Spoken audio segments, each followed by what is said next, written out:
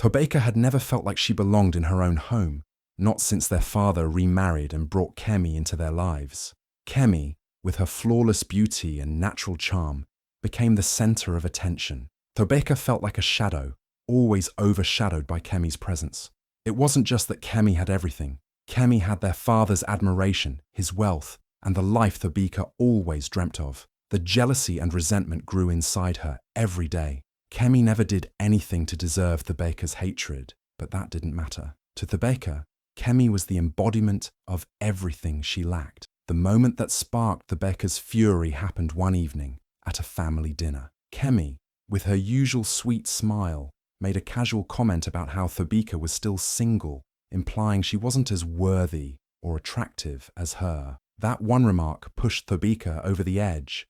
Her anger boiled over, not just from Kemi's words, but from the years of resentment that had built up. The little jabs, the constant comparisons, and the way Kemi had effortlessly gained everything Tobeka wanted, it all crashed down on her in that moment. That's when the plan began to form in her mind. She couldn't stand Kemi anymore, couldn't tolerate the fact that Kemi had everything while she was stuck in her shadow. Tobeka started plotting small, petty acts of cruelty, hiding Kemi's clothes, spreading false rumors about her at school, and even sabotaging things she knew Kemi cared about. But nothing seemed to satisfy her. Every little act of vengeance only made the hunger for something more intense. What Tobeka wanted wasn't just to make Kemi suffer. She wanted her gone completely, and she would stop at nothing to make that. Tobeka's obsession with getting rid of Kemi had reached its peak. The hatred that had been simmering for so long turned into something darker, an all-consuming need for vengeance. Every moment she spent in the same house as Kemi felt like torture. It wasn't just the way Kemi effortlessly stole the spotlight. It was the way everyone, including their father, gravitated towards her. Tobeka felt like an invisible outsider in her own home, a feeling that gnawed at her every single day. She couldn't bear the thought of Kemi always winning, always being the one who was loved, admired, and wanted. Tobeka's jealousy evolved into a dangerous obsession, and she started to fixate on one terrifying idea.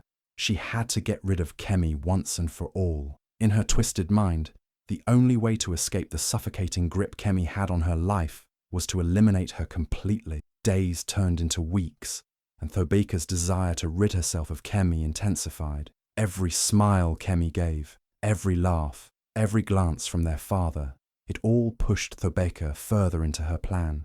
She knew there was only one way to make sure Kemi would never be a problem again. She needed to take action. It wasn't just a fleeting thought anymore. It was a deadly plan that consumed every ounce of her being. She spent hours scheming, planning, and picturing the moment when Kemi would finally be gone. And then the perfect opportunity presented itself. It was a beautiful evening when the family gathered on the balcony to celebrate a special occasion. The warm glow of the setting sun bathed the house in a golden light. Tobeka could feel the excitement in the air, but for her, the evening held a much darker promise. Kemi, always smiling and radiant, stood near the balcony's edge, enjoying the view. She was completely unaware of the storm brewing behind Tobeka's calm exterior. As Kemi stood there, oblivious, Tobeka's pulse raced. This was it, the moment she had been waiting for. The rage coursing through her veins felt almost intoxicating. Her hands shook as she took a step closer to Kemi, her heart pounding in her chest. Without thinking, without hesitation, Tobeka pushed Kemi off the balcony. For a split second, everything seemed to freeze. Time slowed as Tobeka watched Kemi fall, her body twisting in the air before disappearing into the darkness below. It was over. The girl who had tormented her, the one who had everything she wanted, was gone. Tobeka felt a strange sense of relief wash over her. The weight she had carried for so long seemed to lift, and for the first time in years, she felt free. The jealousy, the anger, the resentment, all of it disappeared in that moment. She was finally going to get what she deserved. But then, reality began to sink in. Tobeka stood there, staring at the empty space where Kemi had been just moments ago. The panic started to creep in. She didn't know if Kemi had survived the fall, if she was truly gone for good. The uncertainty gnawed at her, and suddenly, Tobeka wasn't sure if her relief was real or just a fleeting moment of false comfort. What if Kemi wasn't dead? What if she came back? Thobeka's mind raced with thoughts of what could have happened. The weight of the unknown began to consume her. Had she really done it? Had she really killed her? Or was Kemi somewhere, waiting to make her pay?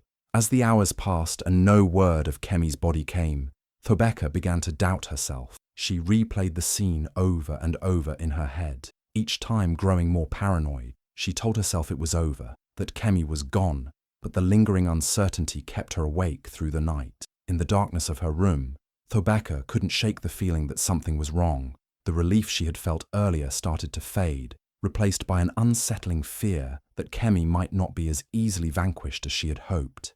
The danger of what she had done began to close in around her. Was Kemi truly gone? Or was this just the beginning of something far more terrifying than Thobeka could have imagined? The suspense, the fear and the guilt all mixed together, leaving Thobeka in a constant state of unease. Her deadly plan had set something in motion, but she didn't know if she was ready for the consequences. The moment Kemi disappeared, everything inside the house changed. Panic took over the family. Everyone was running around, crying, calling neighbors, police, anyone who could help. Their sweet Kemi had vanished without a trace. Her room was untouched, her phone left behind, and there was no clue of where she could have gone. Thobeka stayed close, pretending to be heartbroken and worried, hugging her stepmother, sitting quietly with her father, acting like a sister desperate to find her sibling.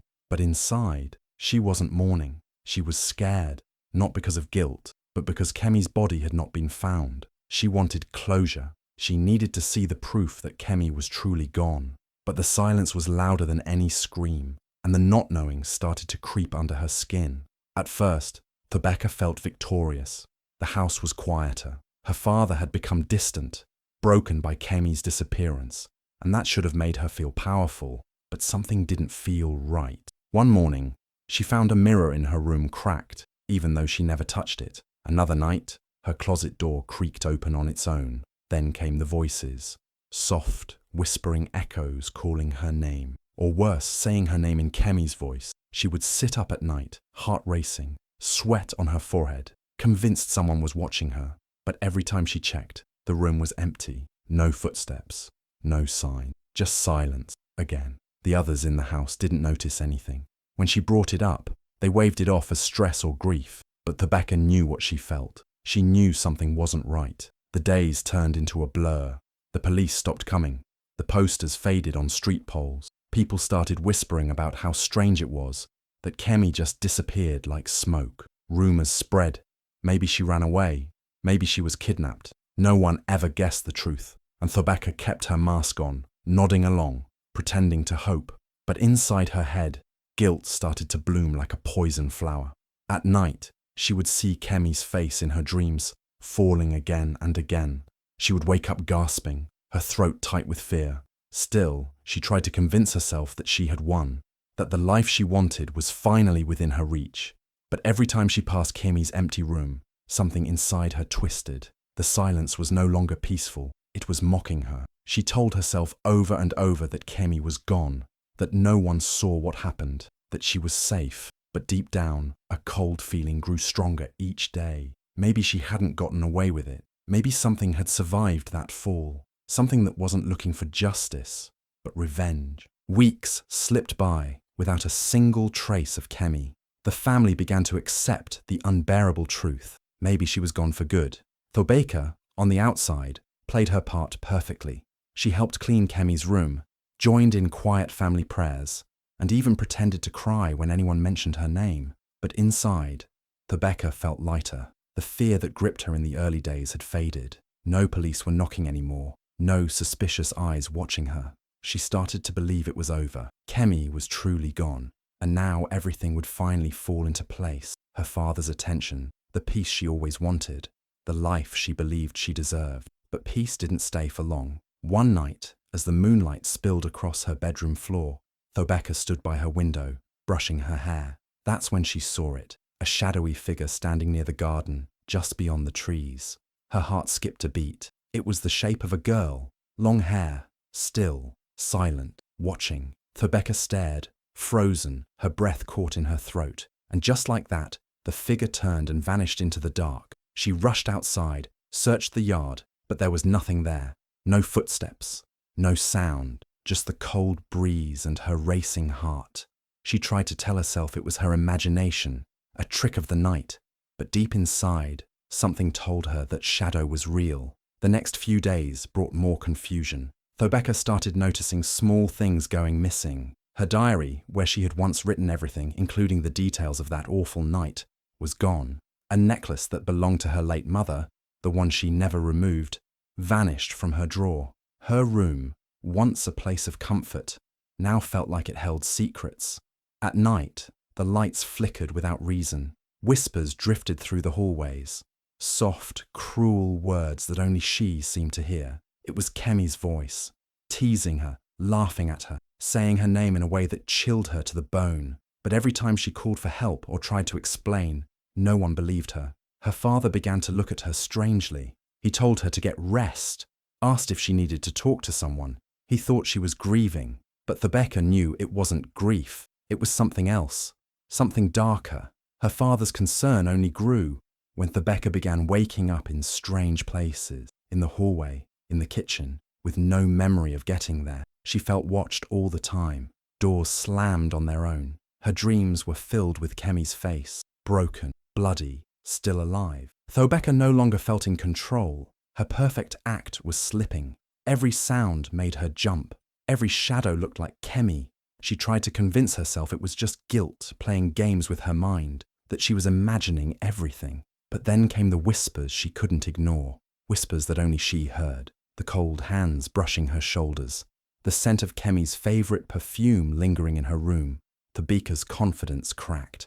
What if Kemi hadn't died? What if she had survived the fall? Or worse, what if she had come back not just as a person, but as something else entirely? With each passing day, Thobeka felt her grip on reality slip. She didn't know what was real anymore. All she knew was this: Kemi hadn't left. Kemi was back, and she wasn't looking for forgiveness. Rain slammed against the windows, thunder cracked the sky in two, and the lights in the house flickered like they were struggling to stay alive. Thobeka sat in her room, wrapped in a blanket, trying to calm her racing heart. The whispers had returned earlier that evening. Kemi's voice calling her name from the hallway, giggling, humming that same haunting tune she used to sing. Thobeka had locked her door, telling herself again and again it was all in her head. Just guilt, just fear, nothing more. But then, she heard it, the soft creak of the door opening. She turned slowly, and her heart nearly stopped. Kemi was standing in the doorway, but it wasn't the Kemi she remembered. Her skin was pale, almost grey, and her eyes, once warm and innocent, were cold and empty. The sweet girl who used to light up a room was gone. In her place stood something darker, something twisted. Kemi's hair hung wet around her face, and her clothes were torn and stained. She wasn't smiling with kindness anymore. She was smiling with pure menace. That smile made Thobeka's blood run cold. It wasn't human. It was something else. Thobeka couldn't speak. Her throat closed up as Kemi took slow, quiet steps into the room. The air felt heavier with every movement she made. Lightning flashed outside, lighting up Kemi's face.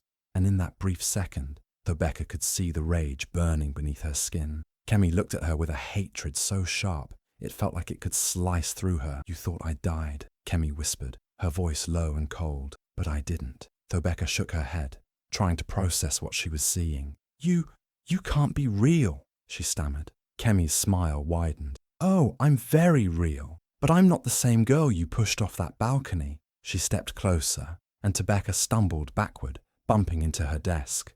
Kemi's voice grew darker. She spoke of the fall, how she had survived, broken and bleeding, left for dead. She had crawled her way to safety, but the pain changed her.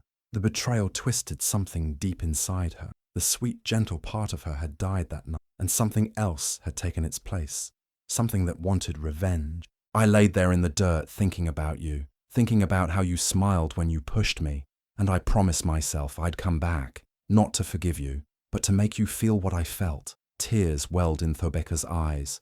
She tried to tell herself this was a dream, a hallucination brought on by guilt and fear, but Kemi's cold breath on her cheek, the weight of her presence, it was too real. Thobeka knew this wasn't just her imagination. Kemi was back, and she hadn't come for answers or justice. She had come to destroy her. You don't get to walk away, Kemi whispered. Not after what you did. Thobeka's legs gave out, and she sank to the floor, trembling. For the first time since that night, she felt true fear. Fear that she couldn't lie her way out of, couldn't hide behind fake tears or sweet words. Kemi didn't want to hurt her quickly. She wanted her to drown in the same pain she'd felt. And as Kemi stood over her, shadows dancing across her face, Thobeka knew her nightmare had only just begun. Thobeka couldn't sleep anymore. Every time she closed her eyes, she saw Kemi's face, sometimes broken and bloody like the night of the fall, sometimes calm and cruel, staring straight into her soul. Her dreams were no longer hers.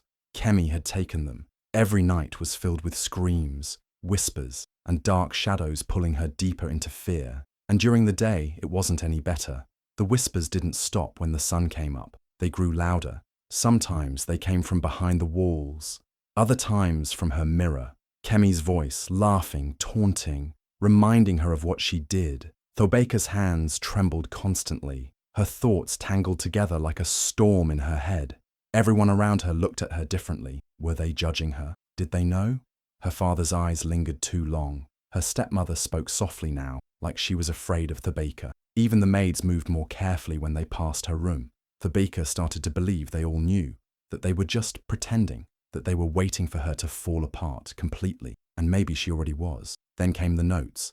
They showed up everywhere, inside her shoes, under her pillow, even tucked into her favorite book. Little pieces of paper with short, cruel sentences. I'm still watching. You'll never sleep again. She knows. But no one else ever saw them. When she tried to show them, the paper was blank. Thobeka felt trapped in her own mind. The walls were closing in, and there was no way out. Kemi wasn't just haunting her. She was playing with her, twisting her mind, turning her against everyone. One night, Thobeka found a message written on her mirror in lipstick. Ask your mother what she knows. Thobeka stared at it for hours. It looked like her mother's handwriting. Could it be true? Had her own mother known what she did? Or worse, was she helping Kemi? That's when the fear turned into confusion. Thobeka started avoiding everyone. She locked herself in her room, refused to eat with the family, and even screamed at the housekeeper for simply knocking. She began writing everything down, what she heard, what she saw, trying to prove she wasn't crazy. But even her notes started disappearing. Kemi had planted a seed of doubt, and it had grown into something uncontrollable. Thobeka didn't know what was real anymore. Was Kemi truly back? Was she a ghost, a spirit hungry for revenge? Or was this just her guilt breaking her mind apart piece by piece? She began talking to herself, whispering in corners, staring at the door for hours, just in case Kemi came again. Her reflection didn't feel like hers anymore. Her voice didn't sound the same. The world felt wrong. Everyone around her looked like they were keeping secrets, and every sound made her jump.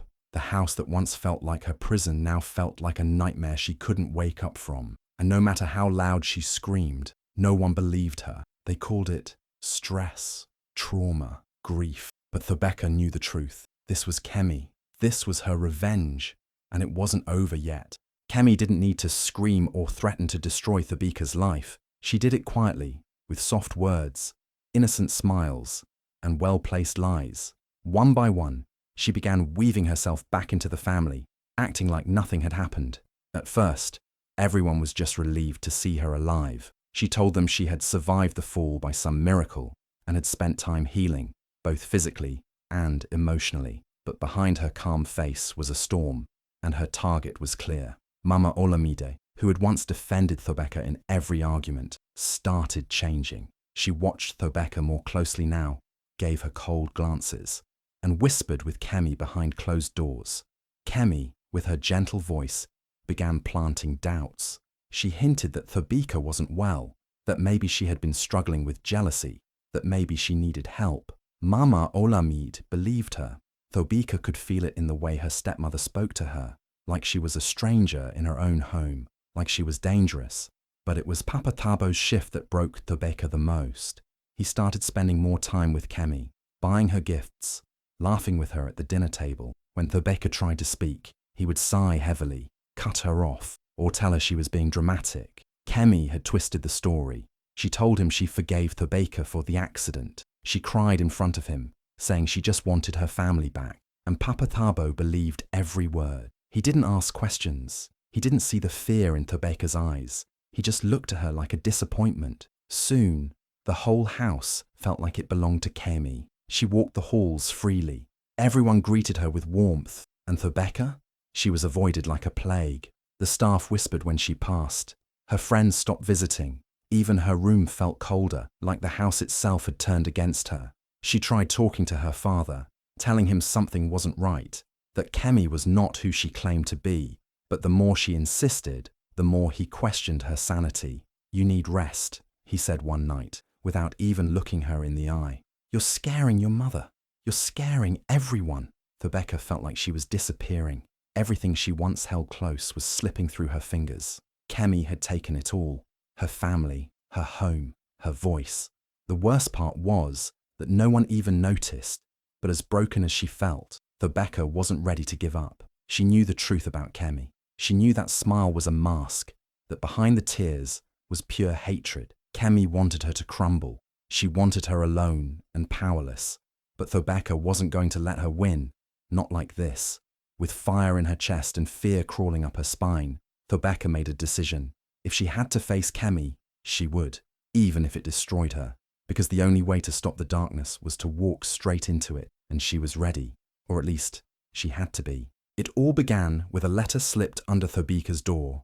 No name, just a message in sharp slanted writing. "Come alone, midnight, the place where your lies began." Her hands trembled as she read it. She knew it was from Kemi, and she knew exactly where she had to go. The old greenhouse behind the estate, the spot right below the balcony where Kemi had fallen, the place where everything changed.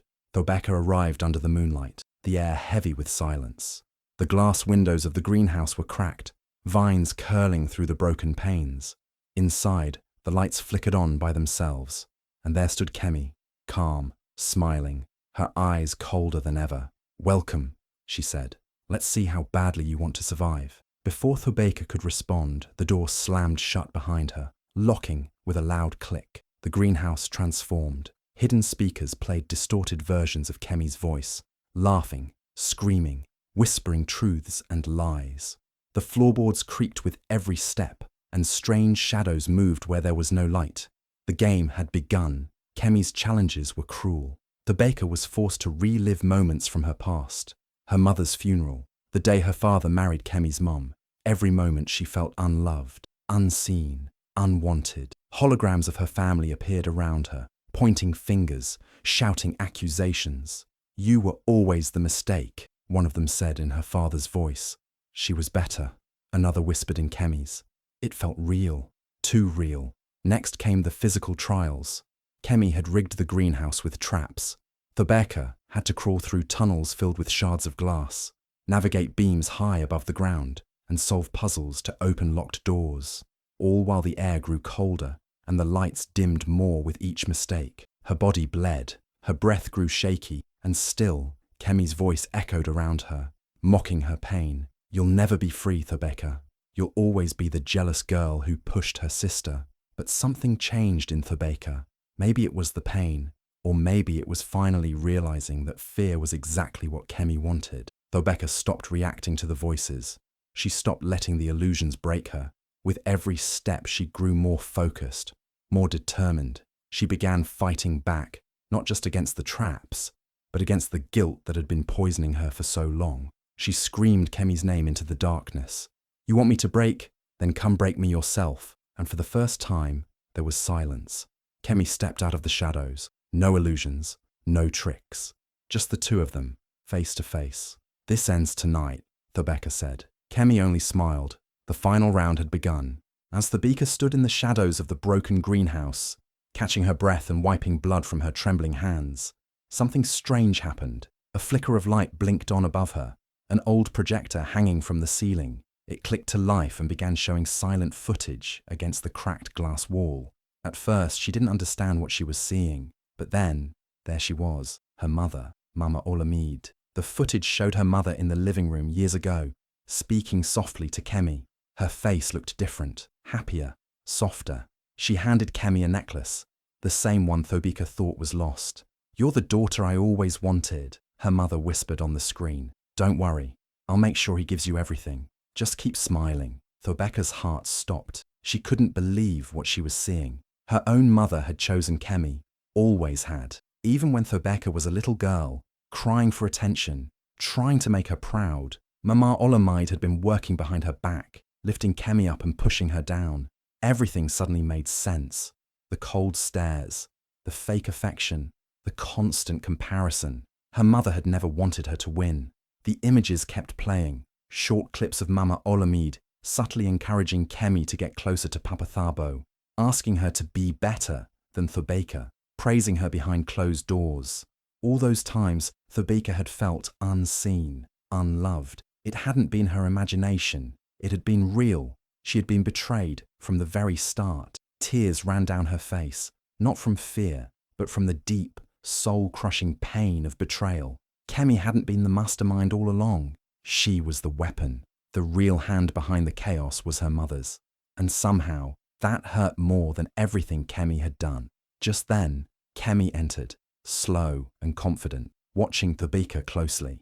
"Now you know," she said quietly, like she had been waiting for this moment. "You were never the chosen one." But something in Thobeka had changed. Her pain had turned into something sharper, stronger. No longer just fear, no longer just jealousy. It was rage now. Not the blind kind that had driven her to push Kemi off the balcony, but a clear, burning fire that knew exactly who it was meant for. "You think you've won," Thobeka said, her voice shaking but steady. "You were just a puppet, and she played us both." Kemi's smile faltered. For a moment, it seemed like even she hadn't known the full truth, but she quickly masked it, stepping closer, trying to keep control. But Thobeka wasn't the same girl anymore. She stood tall, fists clenched, fire in her eyes. "I don't just want to survive now," she whispered. "I want to burn it all down. Her lies, your games, all of it." This was no longer just about revenge. It was about truth, about breaking free from a lifetime of being controlled, hated, and lied to. Thobeka wasn't fighting for approval anymore. She was fighting for herself. Rain crashed against the windows of the old estate as Thobeka and Kemi faced each other in the heart of the house. The air between them was heavy, thick with years of resentment, betrayal, and pain. The house that once felt like home was now their battleground. Thobeka's eyes were red with tears and rage. Kemi's expression was unreadable, part shadow, part flame. No more running, no more games. This was the final fight. Kemi struck first, her words sharp like knives. "You've always blamed me," she hissed, circling Thobeka slowly. "But you created your own misery. I just helped you see it." Her voice echoed through the hallway like a curse. Thobeka didn't back down. She stood her ground, heart pounding. "You don't get to twist this. You pushed me too far, Kemi. You took everything, my family, my peace. You ruined me." They lunged at each other, the confrontation turning physical. Shoves, screams, broken furniture. But it was more than just a fight. It was a release of everything that had been buried for so long. Kemi was strong, ruthless, always one step ahead. But Thobeka was desperate, wild, burning with years of pain and betrayal. She knocked Kemi to the floor, panting, blood on her lip. "This ends now," Thobeka whispered, grabbing a piece of shattered glass, ready to finish what she started. But Kemi only laughed, a slow, chilling laugh that made Thobeka freeze. "You still don't get it," Kemi said, pushing herself up. "You never killed me." Thobeka's world stopped. The glass slipped from her hand. "What?" she breathed. Kemi stepped closer, her tone suddenly calm. "You never killed me that night on the balcony. I survived the fall, but I didn't come back for revenge. I came back to show you who you really are." Thobeka shook her head, confused. No, this was your game. You haunted me. You ruined me." Kemi tilted her head. "Did I? Or did you do all of that to yourself?" The memories came flooding back. The voices in her head, the nightmares, the fear, the guilt, the suspicion, the loneliness. And suddenly she saw it, how it was never about Kemi's revenge, but about her own mind breaking down. Kemi had simply held up the mirror. "You needed to see what you're capable of," Kemi whispered. "You needed to meet the monster inside you." Thobeka stumbled back, her knees hitting the floor. Her whole body shook. Everything, every scream, every moment of terror had been a test, not a punishment. Tears spilled from her eyes as she realized the truth. Kemi hadn't returned to destroy her. Kemi had returned to awaken her. "You're not the victim," Kimi said. "You're the villain of your own story." And with those final words, Kimi walked away, disappearing into the shadows of the house, leaving Thubaka alone with herself and the truth. The real horror wasn't what Kemi had done. It was who Thubaka had become.